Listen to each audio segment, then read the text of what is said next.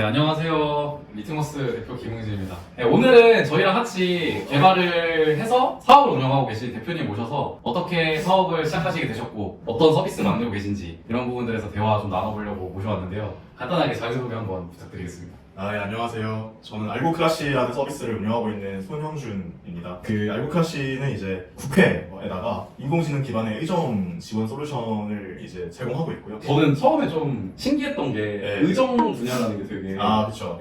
새롭잖아요. 그쵸. 근데 어떻게 해서 좀 그런 분야에 관심을 갖게 되셨어요? 문제가 있으면 해결을 해보자라는 주의인데 항상 살면서 이제 그런 얘기들을 많이 들었던 것 같아요. 순댓국 먹다 보면 옆에 이제 아저씨들이 네. 항상 정치 얘기하시고 그쵸. 문제가 많다. 그쵸. 저는 그냥 사업 쪽으로 이제 관심을 갖고 계속 스타트업 일을 하다가 이번에 인공지능이 나온 걸 보고 인공지능이라는 게 제가 느끼기에는 이제 어떻게 보면 의사결정을 도와주는 가장 궁극적인 도구.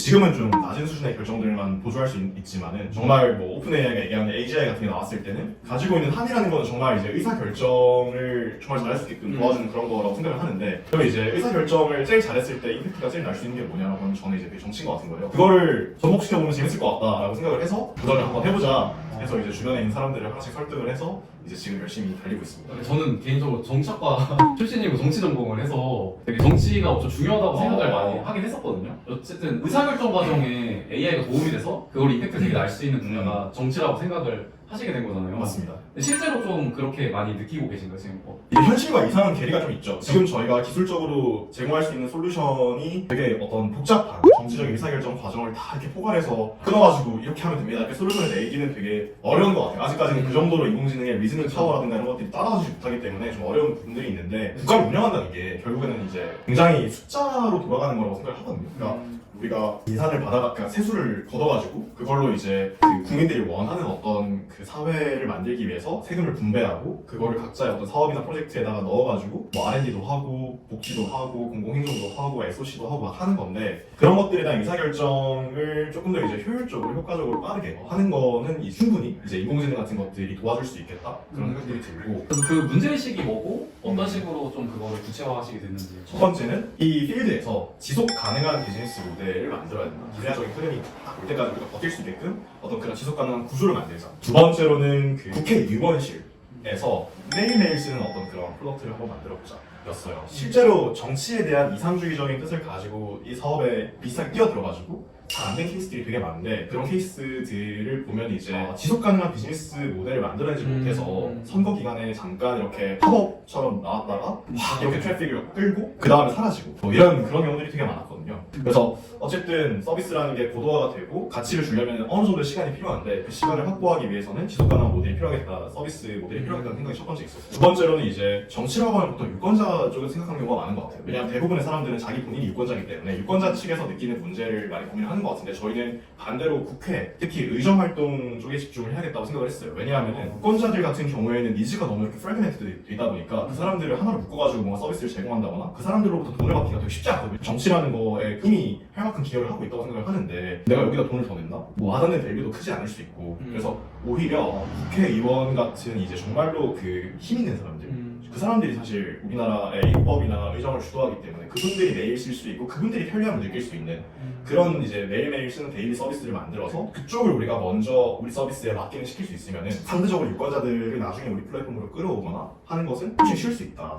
왜냐하면 그분들한테는 지금도 전화하거나 이메일 보내서 민원을 제기하는 분들도 있거든요. 왜냐하면 힘이 있으니까, 바꿀 수 있는 힘이 있기 때문에 그런 이제 중력이 있는데, 그분들을 중심으로 돌아가는 중력이 있는데, 일단 이분들을 플랫폼에 어떤 방식으로 맡기는 게 굉장히 어려운 거예요. 왜냐하면 너무 이제 접근하기도 어렵고 굉장히 이제 좀 힘 있는 분들이다 보니까 이 집단을 어떤 서비스든 간에 사실 뭐 락인 하고 싶지만 락인 하고 싶지 않고, 그런데 저희는 처음부터 여기로 호랑이를 잡으려면 호랑이 글로 가야 된다 해서 이제 그쪽으로 갔고, 근데 저희가 처음부터 뭐 국회의원 분들을 다 이렇게 뭐 대신해 드리게 할 수는 없잖아요. 실제로도 불가능하고. 그래서 사실은 이제 국회의원실도 이렇게 쭉 보면은 끌이 있어요. 제일 밑에 인턴도 있고 9급 보좌관, 8급, 7급, 6급, 5급, 4급 이렇게 이제 쭉 있고, 그 위에 정점에 이제 국회의원 님이 계시는 거죠.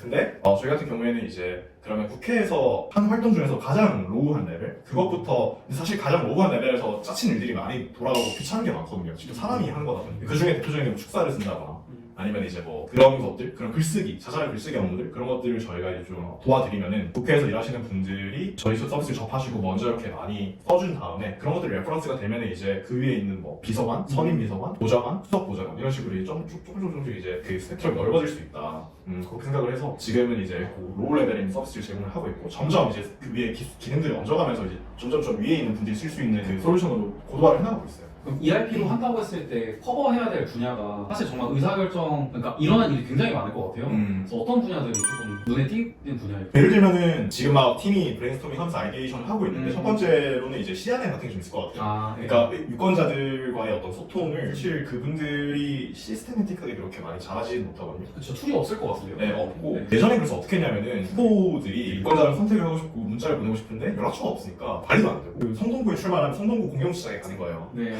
시장에서 이제 사진을 앞에 이렇게 연락처를 찍어가지고 그걸 막 아카이빙하고 이제 지역구에서 명함 받아가지고 아카이빙하고 근데 문제는 뭐냐면은 그 사람들이 나를 찍어줄 사람인지 그러니까 피아 식별이 안 되는 거예요. 사실 피아 식별이 돼야지 나를 찍어줄 사람들은 이제 나를 찍어주는 지지자들이니까 뭐 오케이고 사실 나를 안 찍어줄 사람들이 설득하는 게 중요하잖아요. 내 표를 늘리려면은 근데 그게 구분이 안 되는 거예요. 그래서 이제 지금까지는 어떤 식으로 했냐면 경선이나 이제 선거가 있을 때 아니면은 그런 것들을 구분해야 될 때 알바를 막 한 10명씩 고용을 해요. 그런 다음에 이제 종이를 주는 거죠. 일단 전화를 돌려서 누구 후보 지지하십니까? 뭐 이런 것들을 물어봐요. 물어본 다음에 엑셀에 이렇게 표시를 하는 거죠. 지지하고 지지하지 않고 그런 것들이 문제가 뭐냐면은 그 아카이빙이 안 되는 거예요. 왜냐면은 국회의원들이 이제 당선이 안 될 수도 있고 당선이 안 되면 사실 그 정보는 그 지역구에서 그 사람이 뭐 4년, 4선, 5선 하면서 20년 동안 쌓아놓은 정보들이 있을 텐데 그 정치적 자산이거든요. 그거를 다음 후보나 다음 의원한테 공유를 할까요? 절대 안 하겠죠. 절대 안 해요. 그래서 이제 점점 다 손실되고 누적되는 게 별로 없는데 그런 것들을 이제 아카이빙해서 저희가 제공할 수 있다고 하면은 그분들 입장에서는 자기의 어떤 정치적인 정책적인 것들에 대한 피드백도 얻을 수 있고 내가 선거를 할 때 누구를 타겟해서 어떤 메시지를 내야 되는지도 이제 조금 더 클리어하게 알 수 있고 뭐 피아 식별이 되는 거죠. 쉽게 얘기를 하면은 그런 것들을 조금 더 이제 잘해줄 수 있는 서비스 같은 경우에는 인턴이나 이런 것보다는 진짜 정무적인 감각이 필요한 그 수석 보좌관이나 의원 같은 분들이 더 신경을 되게 많이 쓰는 분야이기도 하고 그래서 릴링리스트 페이도 있고 CRM 관련해서 얘기가 이제 나오다 보니까 제가 또 이어서 궁금한 게 사실 정치 분야랑 연관된 사업 쪽에서 경험이 좀 부족해 잘 모르는 걸 수도 있지만 마켓 리서치 관련된 분야가 굉장히 큰 것 같고 그 이외에 사실 어떤 의원실을 타겟한다거나 아니면 그 의사결정 도와준다거나 하는 툴이라던가 아까 말씀하신 것처럼 CRM 툴 이런 게 잘 보이진 기억에 남는 건 없어요. 제가 물론 그 분야가 아니어서 그런 것 같기도 한데 네. 혹시 그러면은 이런 이유가 있을까요? 기존에 생각하신 툴들이 아직 많이 쓰이고 있지는 않은 이유가 있다. 첫 번째로는 시장이 너무 작아요. 그러니까 CRM 툴들이 사실 이미 비즈니스 업계에 너무 다양하게 많이 쓰이고 있는 것들이 많고 그런데 이제 국회라는 곳이 첫 번째로는 이제 너무 작은 시장이에요. 어떻게 보면 300개의 법으로 제한된 집단이고 거기다가 솔루션을 이제 커스터마이징해서 납품한다는 것 자체가 영업력도 많이 필요하고 판다고 하더라도 이제 뭐 마켓 사이즈가 별로 안 나오다 보니까 그거 하나만 가지고 이제 이 시장을 페네트레이트 하기에는 너무 이게 안 나오는 거예요, 견적이. 여기서 그러니까 뭐 문제를 개선할 수 있는 부분들이 많죠. 사실 여론조사 개인적으로 제가 느끼기에 가장 큰 문제는 이제 비싸다는 건데 비싸기 때문에 자주 실행할 수 없고 어떤 자기들의 정책에 대한 피드백이나 어떤 자기 의정 활동에 대한 피드백 같은 것들을 막 적시에 얻지 못해서 선거 기간에만 주로 몰아서 하는 경우들이 많아요. 근데 비싼 이유는 사실 뭐 너무 단순한데 그 사람들이 이제 여론조사 할 때 응답률이 떨어져서 그래요. 응답률이 떨어지다 보니까 모수를 표본 수를 이제 1000개 만들기 위해서 번호를 5만 개를 받아야 되고 번호 받을 때 이제 그 KT나 이런 데서 이제 번호를 받는데 그게 하루에 뭐 번호 하나당 얼마 이렇게 비용이 나오거든요. 근데 이제 아무래도 응답률이 떨어지다 보니까 만약에 1000명에서 응답률이 100%면 번호를 1000개만 받으면 되는 건데 지금은 이제 응답률이 2%, 뭐 1%이다 보니까 1000명 받으려면 5만 명, 뭐 몇만 명 이렇게 받아야 되는 거죠.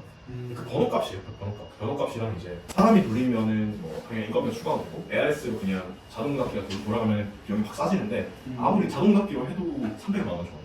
그리고 그 사람이 돌리면 한 1,500 이렇게 나와버려요. 그래서 뭐 국회의원 입장에서는 너무 이제 돈 쓰기가 힘든 거죠. 좋겠다고 생각을 하시는 것 같더라고요. 지금 여튼 의정 활동에서 글 쓰는 작업들을 도와주는 솔루션을 만들어가지고 운영을 잘 하고 계시잖아요. 처음에 딱 이제 이 아이디어가 떠올랐을 때 어떤 식으로 뭘 좀 해나가셨어요? 이제 비전이 있고 아이디어가 있고 여기서 어떻게 보면 CRM이나 다른 분야 확장성도 있다는 게 머릿속에 딱 선 다음에는 실제로 뭔가 진행하셨어야 됐을 것 같은데 제가 처음 사업 시작했을 때는 저기 되게 먼 미래에 좋은 그 그림만 있고 당장 첫 발을 어디로 가야 될지 모르겠는 거예요. 네. 너무 길이 많고 또 두려우니까 왜냐면 망한 사람들도 많이 갖고 하니까 맞아. 두렵잖아요. 그래서 저는 이제 막무가내로 이제 사람들을 많이 만났어요. 그 당시에 네. 그 정치권에 계시는 분들을 어떻게든 만나가지고 인터뷰를 좀 하려고 노력을 했고 근데 이제 사실 만나기가 어렵다 보니까 그렇죠. 나중에는 저한테 투자를 해주신 이제 그 초기 투자 개발자분이 다행히도 정치권에 연이 좀 있으셔가지고 그분을 통해서 되게 다양한 보좌관님, 뭐 비서관님, 전직, 현직 뭐 이렇게 막 만나기 시작을 했어요.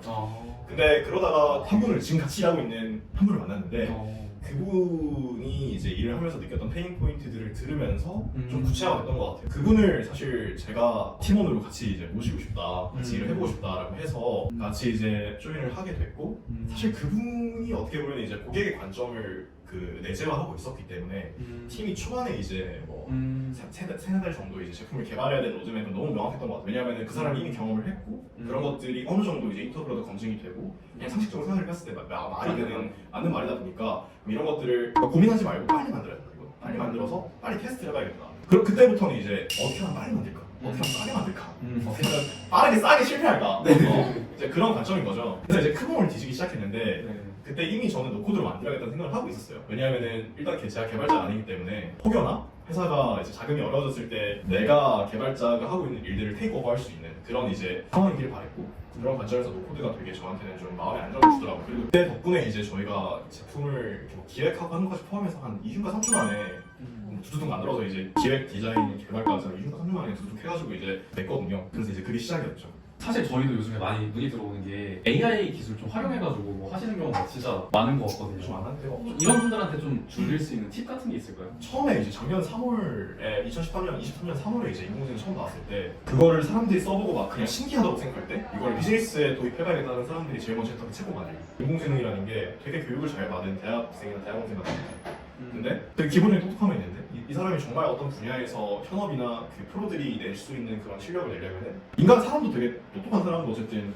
언더잡 트레이닝이 필요하잖아요. 그렇죠. 언더잡 트레이닝이 필요하잖아요. 근데 이제 그런 것들을 거쳐서 정말 좋은 퀄리티의 아웃풋을 내야지만 정말 뭐 그래야지 이제 제대로 정말 프로덕티비티가 나오는 것 같아요. 근데 그러려면 좀 뾰족해야 되거든요.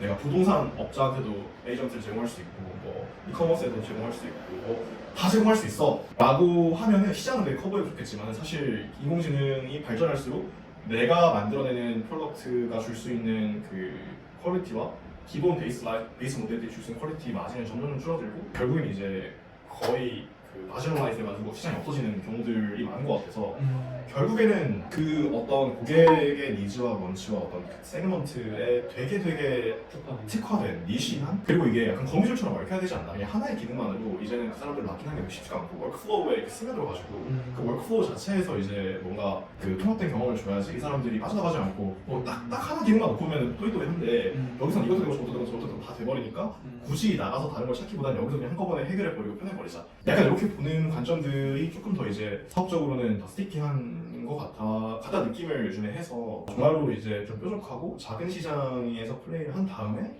조금씩 넓혀나가는 게 조금 좋은 것 같다는 생각들을 많이 하는 것 같아요. 그럼 지금 제일 고민하시는 부분은 어떤 부분이세요? 좀 약간 요즘에 많이 고민하는 포인트는 언제 이거를 모니타이즈 해야 될까? 언제 우리가 차징을 하기 시작해야 될까라는 고민이 있어요. 두 가지 고민이 다 어느 정도는 자기의 관점에는 타당한 것 같아요. 차징을 일찍 해야 된다고 하는 이제 분들 같은 경우에는 고객한테 돈을 내게 해야지 그 사람들이 진솔한 피드백을 준다. 돈을 내고 있는 사람들은 서비스가 이제 퀄리티가 떨어지거나 불만족스러울 때 적극적으로 보이스아웃 하기 때문에 그런 이제 분노에 찬 고객들의 VOC가 팀을 밀어붙이는 그런 원동력이 돼서 더 빠르게 제품의 어떤 마켓핏을 찾는 데 도움이 될 거다라는 관점이 하나가 있고 두 번째로 이제 제 지인 중에서 이제 그렇게 얘기하시는 분들도 있었어요. 매출을 성급하게 일으키는 것은 투자 관점에서 좀 안 좋을 수도 있다. 왜냐하면은 투자 입장에서 사실 뭐 매출을 일으키면서 매출을 이렇게 그 제이컵을 그리는 것만큼 좋은 지표는 없지만 사실 매출 같은 경우에 이제 그렇게 제이컵을 그리는 게 유저 제이컵을 그리는 것보다 어렵잖아. 그래서 사실 유저들의 어떤 사용량이나 트랙션 같은 것들을 어느 정도 보여주면서 회사가 자금을 확충한 다음에 이제 천천히 모니타이즈를 하는 게 더 좋지 않냐라는 이제 이야기도 하시더라고요. 사실 뭐 둘 다 뭐 일견 들었을 때는 논리적으로 각자가 뭐 일정하게 포인트가 있는 것 같은데 더 맞는 방향일까에 대해서 요즘에 고민을 좀 많이 하는 것 같아요. 고민을 하실 때 어떤 정보들이 좀 있으면 그거에 대한 결론이 나실까요?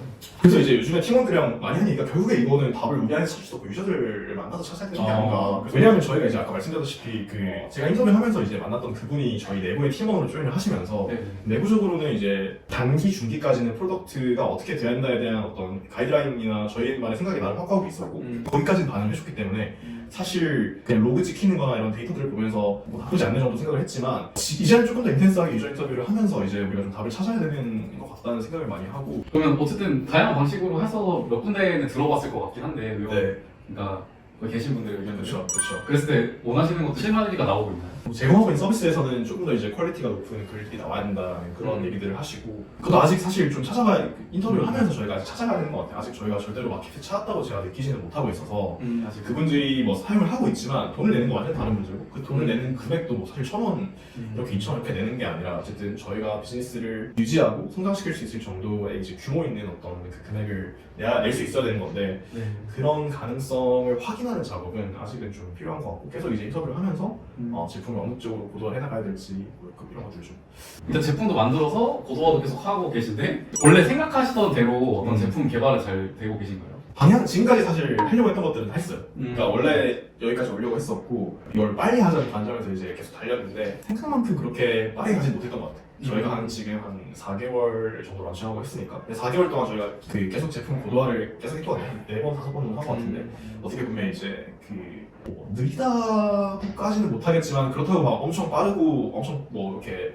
잘했다고 하면 더 잘할 수 있었을 것 같은데 잘 못했던 것도 있는 것 같아요. 근데 그런 부분들이 아쉬워서 그때 이제 저희가 뭐 전담으로 조금 더 이렇게 만나고 팔고 만들고 만나고 팔고 만들고 이렇게 막 좀 사이클을 좀 많이 돌려보자. 유저를 만나서 지금 우리가 가지고 있는 것들을 세일즈를 해보고 팔리면 좋은 거고 안 팔리면 왜 안 팔렸는지를 팀이 같이 얘기를 해가지고 이걸 제품을 반영하고 그래서 만들고 팔고 뭐 이렇게 이제 계속 이제 돌려보자. 근데 그런 것들을 이제 저희가 전담으로 하기 위해서 이제 좀 베트남이나 이런 분들이랑 소통을 좀 타이트하게 하면서 제품을 막 이렇게 좀 따라가고.